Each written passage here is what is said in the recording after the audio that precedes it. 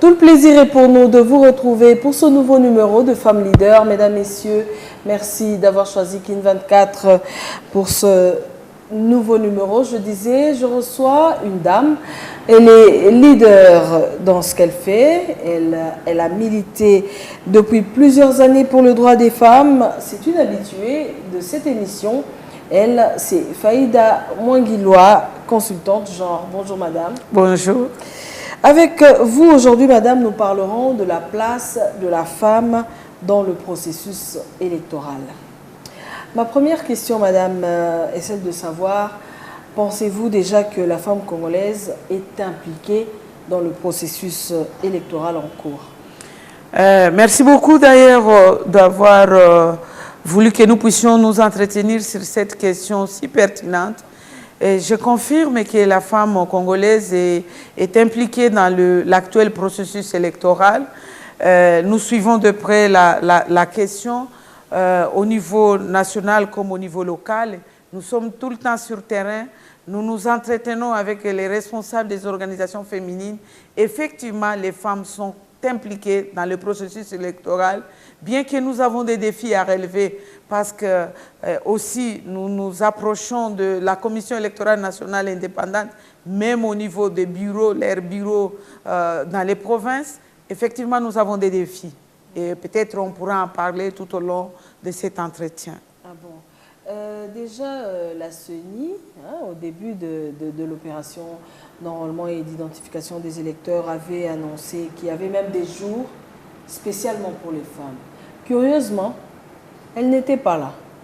Qu'est-ce qui s'est passé? Effectivement, ce n'est pas qu'elle n'était pas là, mais elle n'avait peut-être pas atteint les scores. En tout cas, ça, je parle de Kinshasa. Attendus. Oui, effectivement, mais les femmes se sont fait enregistrer. Sauf que lorsqu'on regarde les statistiques attendues, par rapport aux années antérieures, parce que nous ne sommes pas à la toute première expérience d'enrôlement, les gens se sont enrôlés, les hommes comme les femmes, les jeunes filles comme les jeunes garçons, se sont enrôlés en 2006, en 2011, en 2016 et aujourd'hui en 2017.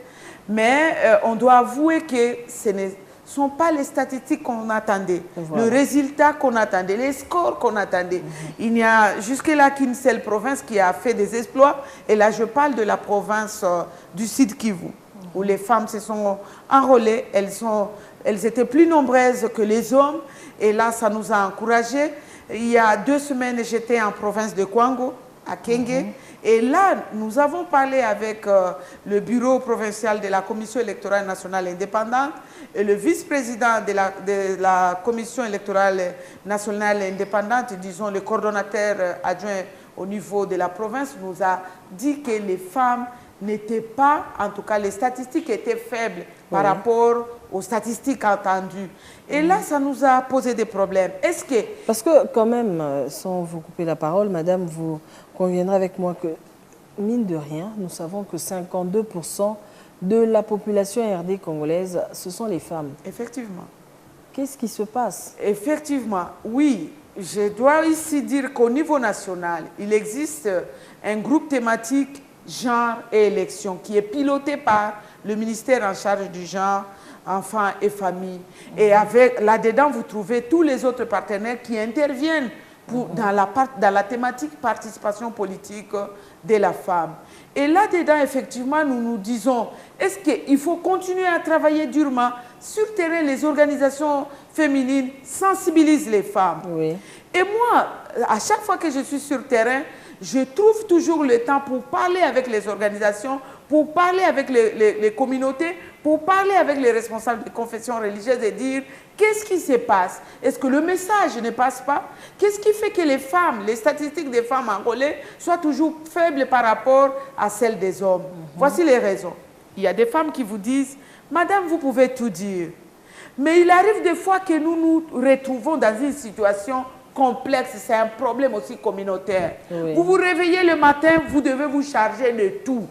Vous devez aller au champ. Et les jours où vous planifiez pour aller à l'enrôlement, c'est un enfant qui tombe malade. Dans notre milieu ici de Kenge, là, il s'agit de la province de Kwango, les hommes ne gardent pas les enfants à l'hôpital. Ce sont les femmes qui gardent les enfants quand ils sont malades. Et là, à ce moment-là, l'homme ne trouvera même pas un peu de temps pour dire est-ce que mon épouse, tu peux aller te faire enrôler? Moi, je vais rester ici. Tu prendras là-bas 2 heures ou 1 heure ou 3 heures. Tu viendras. Il te dira ce demain, après-demain. Et les femmes disent, mais lorsqu'on parle avec nos enfants, est-ce que vous ne pouvez pas, les enfants adultes, venez à l'hôpital ou venez aujourd'hui au champ ou venez aujourd'hui là où je vends, parce que nous vivons du jour au lendemain, viens là-bas, ça me permettra d'aller me faire enrôler. Oui, maman, je le ferai la semaine prochaine. Et une maman m'a dit, moi, j'ai terminé et je me suis rendu compte que je ne me suis pas fait enrôler. Voilà des cas. Ce sont des cas isolés, mais le problème est plus profond que ça. Oui, la CENI a fait des efforts pour essayer de rapprocher même, en tout cas, d'avoir beaucoup de bureaux de vote, de manière à éviter des distances. Il y a eu même des mesures où, dès que vous arrivez, le dimanche, vous avez la rangée pour les femmes, et moi, je le fais quand je vais dans un bureau de vote. Je ne viens pas comme Madame Faïda, ministre, je viens comme toute citoyenne pour se faire enrôler. Et je vois cette discrimination que nous disons discrimination positive pour essayer d'inciter les femmes à s'enrôler beaucoup plus parce que la CENI était consciente qu'effectivement, elle rencontre des difficultés, il fallait corriger. Mais nous nous disons, nous n'allons pas croiser les bras. L'enrôlement se poursuit au niveau des autres provinces dans l'espace Kasaï. Nous devons absolument dire aux femmes, bien qu'il y a des situations sécuritaires qui restent à maîtriser, vous devez vous faire enrôler. Parce que le moment d'enrôlement viendra. Effectivement, il y a aussi des gens qui mélangent le tout, qui parlent de tout à la fois, qui vous disent aux gens, mais vous là, vous êtes en train de vous faire enrôler. Est-ce qu'il y aura les élections dans ce pays? Voilà, il y a aussi ce problème-là. Donc, le problème, c'est de dire, est-ce qu'il y aura les élections? Mais il y a un autre problème d'enrôlement. Et mais maintenant, s'il y a élection, et les gens qui ne se sont pas fait enrôler, qu'est-ce qu'ils deviendront? Ça aussi, les débats. Moi, je crois qu'il y a des choses à dissocier entre des questions politiques et des questions purement techniques. Et l'enrôlement, c'est une obligation morale de se dire, moi, je dois me faire enrôler le jour J. Moi, je me choisirai mon leader. Madame Faïda Mwangiloa, vous conviendrez avec moi que aujourd'hui, surtout d'ailleurs, parlons des ONG de la société civile, on ne vous a pas senti mobiliser seulement la population pour aller se faire enrôler. Vous étiez où?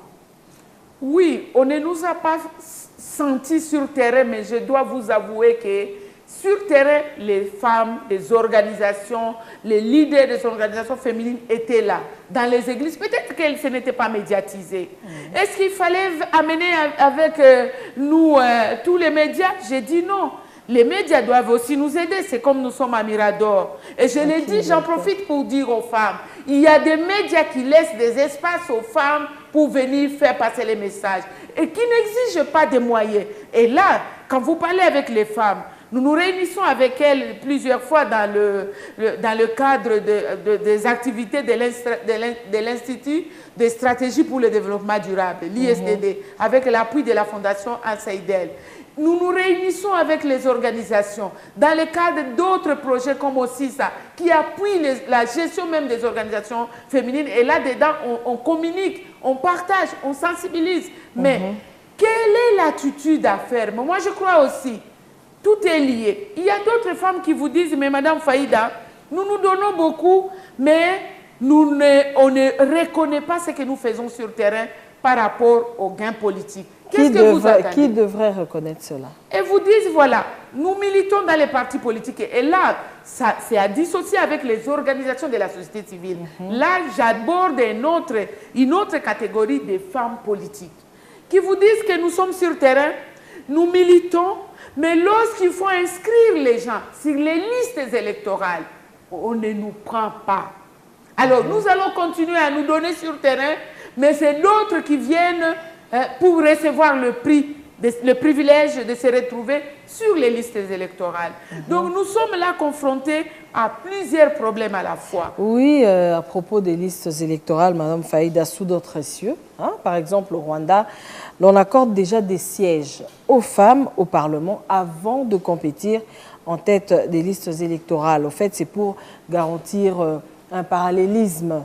Est-ce que vous pensez que cette expérience pourrait inspirer le Congo, la RDC? Oui, effectivement, je crois que notre situation, on évolue, mais on n'évolue pas. Voilà. En 2006, lorsqu'on a examiné la loi portant organisation des élections présidentielles, provinciales et tout, en 2006, donc, on a voulu avoir un système électoral, même par rapport à la présentation des listes. On a proposé avoir des listes zébrées. Et parce que quand vous avez des listes zébrées, donc alternées, vous avez un homme, vous avez une femme, vous avez un homme, vous avez une femme. Lorsque la liste obtient 4 sièges, c'est automatiquement 50%. Vous avez des hommes, vous avez des femmes. Oui. Mais on ne l'a pas obtenu. On ne l'a pas obtenu. Mais par ailleurs, on avait déjà promulgué la Constitution, parce que la Constitution, c'est la loi fondamentale qui donne les principes. Et dans notre Constitution, je le répète, l'une des grandes innovations, c'est l'inscription de la parité homme-femme.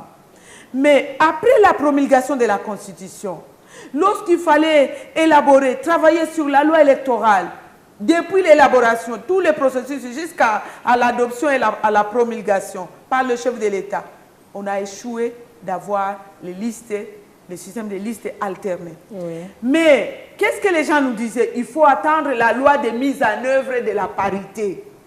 Effectivement, il était dit dans la Constitution qu'il y aurait une loi de mise en œuvre de la parité. La loi est sortie, mais quand tu examines la loi de mise en œuvre de la parité, à partir de l'article 4, 5, 6, vous allez voir que la loi, s'agissant de la représentation des femmes sur les listes électorales, la loi portant modalité d'application des droits des femmes et de la parité vous renvoie à la loi électorale en vigueur. Or, cette loi ne rend pas contraignante la participation des femmes de manière égalitaire sur les listes électorales. Donc, nous sommes confrontés à beaucoup de problèmes. Où étiez-vous pour en parler, pour militer quand était élaborée cette loi? C'est ça.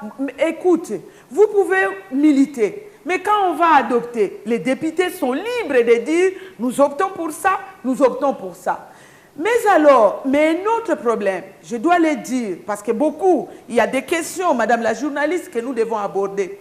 Ils vous disent « mais vous les femmes, vous criez, mais créez vos propres partis politiques. » Exactement. Comme ça, vous allez vous mettre même 100% sur les listes. Oui. Ça, c'est se moquer des femmes. Nous tous, nous nous sommes battus pour la démocratisation dans ce pays. Les hommes comme les femmes. Mais aujourd'hui, nous renvoyez en disant, mais allez créer vos propres partis politiques. Vous allez aussi dire aux personnes vivant avec handicap, allez créer vos propres partis. Aux personnes de 3e âge, allez créer vos propres partis. Aux hommes, aux jeunes, allez créer vos propres partis. Est-ce qu'un parti politique doit avoir uniquement des hommes ou uniquement des femmes? Ça aussi, c'est une autre manière de voir les choses. Et même ça, la gestion d'un parti politique à elle seule ne suffit pas. Mais il y a un problème, à obtenir l'égalité en termes de présence des femmes. Il y en a beaucoup comme ça qui militent, je le dis tous les jours dans cette émission. Il y en a, elles sont nombreuses, elles militent dans les partis politiques, elles sont là pour étaler seulement les pagnes pour que les autres passent. Et c'est tout. Ça, c'est une autre réalité. Mais moi, quand je viens avec la question des femmes, moi, je ne me plains pas. Dans mon parti politique, je me bats. Je me bats. Et c'est ce qu'on demande. Il y a aussi une part de responsabilité. Et nous continuons à le dire en disant, OK, vous devez continuer à vous battre. Vous ne devez pas vous décourager. Parce qu'il y a des femmes, dès qu'elles échouent aux élections, première fois, deuxième fois, elles se disent, non, non, non, non, non. J'ai beaucoup dépensé en termes d'énergie, de moyens, c'est fini. La politique, c'est un domaine plus complexe. Exactement. Parce que vous n'avez pas la maîtrise de tous les paramètres. Donc, vous devez continuer raison pour laquelle les hommes se disent, en tout cas, il ne faut pas s'encombrer avec celles qui se fatiguent très tôt. Continuons, évoluons seuls. Non, ça aussi, c'est la lâcheté. Ils vous disent, ces hommes-là, ces femmes se fatiguent tôt. Mais quand ils sont sur le terrain, ils utilisent qui? Ils utilisent des femmes. Donc, nous avons aussi un problème de us et coutumes. Il y a des femmes sur le terrain.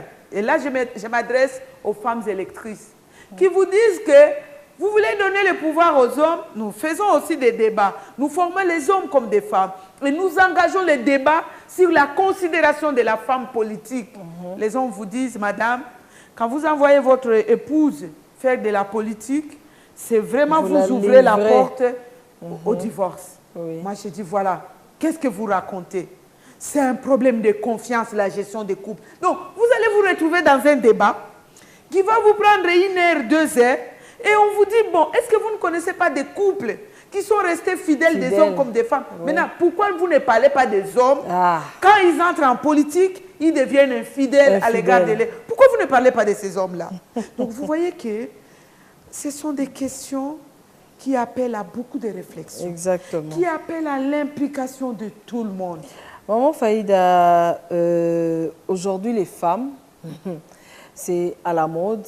Elles se lèvent, elles créent une ONG, elles vont à l'arrière-pays, elles sensibilisent des femmes et tout. Son ONG a 300, 400 membres, la majorité des femmes. Elle va, elle prend son ONG, elle l'emmène dans un parti politique. Et c'est la fin. Pourquoi? Plusieurs ont tenté cela, ça a terminé leur carrière. Pourquoi continuez-vous à encourager ce genre de pratique? Ça aussi, effectivement, il ne faut pas généraliser, mais il y a certains cas où on a amené les femmes dès le départ. C'était une organisation féminine de la société civile. Et puis, à un moment, dans la même organisation, on a retrouvé des femmes aller dans un même parti politique. Mais il faut toujours voir les choses et apprécier. Si dans une organisation de la société civile, individuellement, il y a des femmes qui ressentent la nécessité de s'impliquer dans la vie politique, pourquoi les garder? Mais ne confondez pas l'organisation avec le parti politique.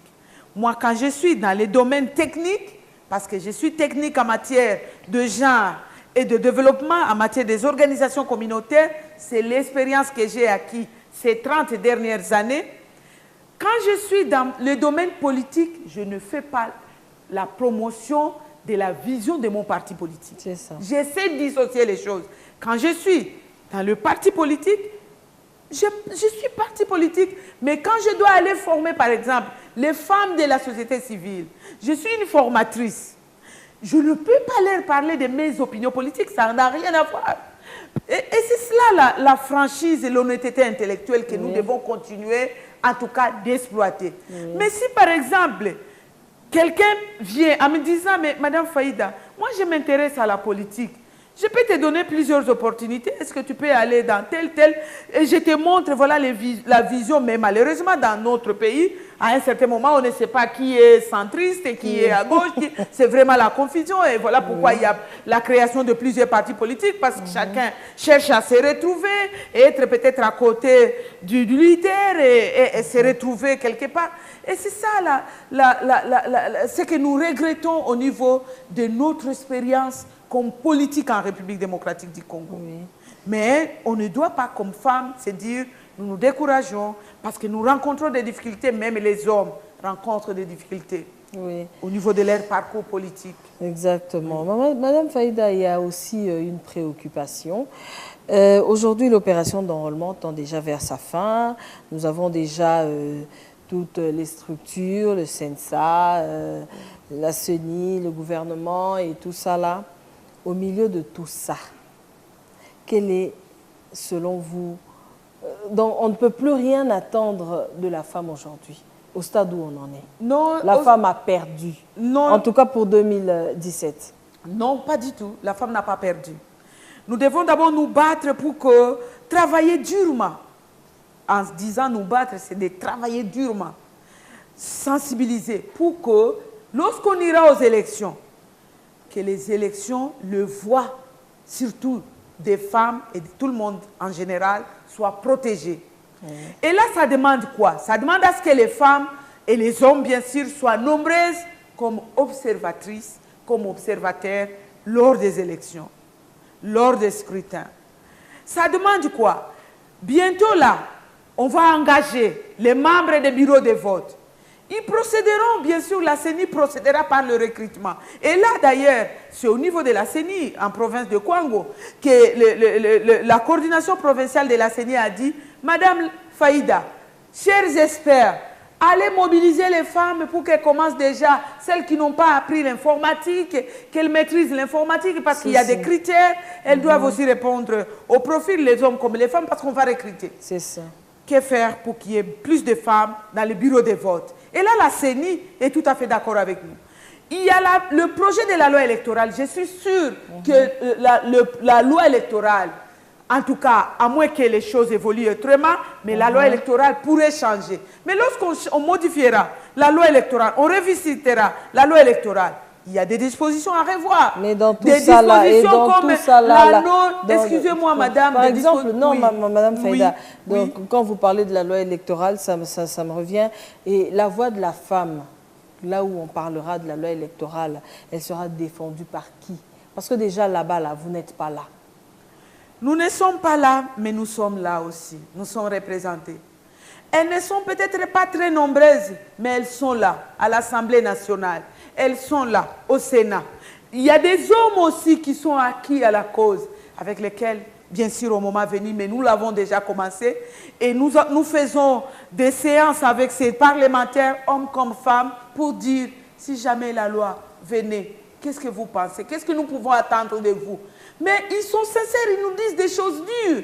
En disant, par exemple, nous avons dit, voilà, l'expérience nous a montré que même les suppléants, on ne les souhaite pas. Il y a des députés qui décèdent, des sénateurs. Mais quand on remplace premier suppléant, et là, nous l'avons appris, quand on est dans des séances de plaidoyer avec les vice-présidents, par exemple, du Sénat ou le bureau de l'Assemblée, qui nous disent, voilà, il y avait des situations ici où on ne les souhaite pas, un député est décédé. On l'a remplacé par le premier suppléant. Le premier suppléant aussi est décédé. On l'a remplacé par le deuxième suppléant, tous des hommes. Donc, ce sont des petites choses qui nous échappaient, en disant que, bien sûr, on ne les souhaite pas. On souhaite que quelqu'un, quand il commence son mandat, il le termine, qu'il aille jusqu'au bout. Mais la vie humaine, ce n'est pas notre vie, ce n'est pas nous qui gérons tout ce qui nous arrive. Alors, pourquoi ne pas veiller à ce que, même au niveau des suppléants, qu'on sache alterner un homme, une femme, un homme. Ce sont des petites choses sur lesquelles il faut. Mais alors, les députés vous disent, voilà Madame Faïda, voilà Madame telle, voilà Madame telle. Lorsque nous allons sur terrain, nous cherchons de voix. Mais par exemple, votre base vous dit, voici les suppléants que nous vous proposons. Et que de ces deux suppléants, il n'y a pas de femmes. On fait quoi? Voilà des questions de fond. Mais nous devons... Pourquoi il n'y a pas de femmes? Mais pourquoi il n'y a pas de femmes? Les gens qui choisissent. Est-ce que ces gens-là, ils ont donné les noms des femmes? Ils les utilisent? Mais s'il faut maintenant définir qui mettre sur la liste, si on va mettre tel, ah non, mettons tel. Les cartes changent. Et c'est là les défis que nous rencontrons. Mais donc, ils nous disent aussi, oui, vous demandez des listes alternées. Ok, si vous allez dans les villages, vous allez trouver, dans d'autres circonscriptions, en dehors de Kinshasa, des coins où beaucoup de femmes qui répondent aux critères n'aiment pas faire la politique. Oui. Alors, et vous devez présenter la liste, et vous faites quoi? Donc, ça demande encore un travail de plus en disant aux gens, n'ayez pas peur de la politique. Parce qu'ils vous disent, mais Elokoni n'est qu'au changer. Ce qui va changer, c'est ce que toi tu vas amener. Ce n'est pas un individu qui change le système. Ce n'est pas un problème de niveau d'études? Ce n'est pas du tout parce qu'il y a des députés aujourd'hui à l'Assemblée nationale qui n'ont pas été à l'école, mais qui sont des députés. Notre pays a 4 langues nationales. Les députés, son problème, c'est quoi? C'est de parler pour le bien de la population. Vous pouvez le faire en Swahili, en Lingala, en Kikongo, en Chiluba. Madame, mais bien sûr, il y a des critères par rapport au niveau d'études. Et là aussi, on a des difficultés, mais qu'on est en train de contourner depuis un certain nombre de temps. Il y a des femmes qui, même après avoir eu beaucoup d'enfants dans les ménages, reprennent le chemin de l'école et arrivent à obtenir à améliorer leur niveau d'études. Et ça nous encourage. Madame Faïda, aujourd'hui, quelles solutions préconisez-vous pour augmenter le nombre des femmes élues? Déjà pour que les femmes puissent élire les femmes. Quelles solutions préconisez-vous? Nous n'avons pas de solution magique, mais nous allons intensifier la sensibilisation. Mais en même temps, nous allons faire voir aux gens, quand tu donnes ta voix à quelqu'un, ça te lie. Ça te lie parce que ce n'est pas la personne là. La personne doit aider à ce que les choses changent pour le bien de la population.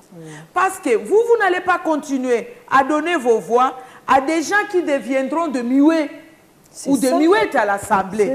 Quand on parle, par exemple, des conditions salariales des enseignants, ces personnes se taisent. Voilà. Quand on parle des conditions de vie des médecins, ces personnes se taisent. Quand on parle de la bonne gestion de ressources de l'État, même lorsqu'ils ont des informations qui étaient là détournées, ces personnes-là vont mener les enquêtes et à un certain moment, les enquêtes s'arrêtent sans qu'il y ait des sanctions. Donc, il faut continuer. La démocratie, c'est tout un processus. C'est tout un processus où on conduit la population à dire les recettes de l'État, c'est pour mon bien et je dois les protéger, à dire la gestion de l'environnement, mon environnement, c'est mon problème, la commune, c'est mon problème, le gouvernorat, la province, la gestion de la province, c'est mon problème. Et c'est cela. Nous, on essaie de faire ça avec certains partenaires. Et avec aussi ça, avec ONIFAM, avec USAID. On essaie d'amener les gens d'IFID et tout vers des projets de gouvernance. Comment amener la population à s'intéresser à la gouvernance. 3e élection organisée, qui sera organisée dans notre pays. Moi, je pense que les partenaires vont se lasser, hein, parce qu'il n'y a pas de changement. Hein. Oui. Et effectivement, pas du tout. Parce qu'ils sont conscients que la mobilisation des masses à elle seule ne suffit pas. Il faut vraiment faire le porte-à-porte et dire, parce qu'il y a des citoyens, même quand tu dis, est-ce qu'on ne peut pas aller à la commune pour que nous puissions travailler avec elle en fait d'améliorer telle situation? On va vous dire, non, non, ça c'est pas mon problème, c'est une question politique. Alors que c'est ça la participation citoyenne. Et donc, je pense qu'il y a beaucoup à faire et que chacun de nous doit apporter sa part. Merci Madame Faïda Mouanguiloa. Je rappelle que vous êtes consultante genre, hein, et vous avez beaucoup à nous dire. Malheureusement, notre émission touche à sa fin. Nous espérons y revenir très prochainement parce que la question des élections et surtout des femmes dans les élections, elle est cruciale. Nous y reviendrons dans nos prochains numéros.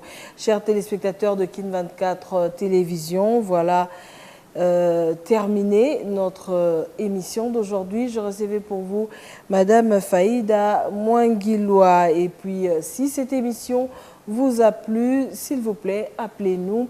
Appelez-nous au numéro qui est affiché au bas de l'écran. Donnez-nous vos conseils, nous les attendons. Et surtout, venez participer. Si vous êtes inspiré, vous êtes leader dans ce que vous faites, nous vous attendons dans cette émission.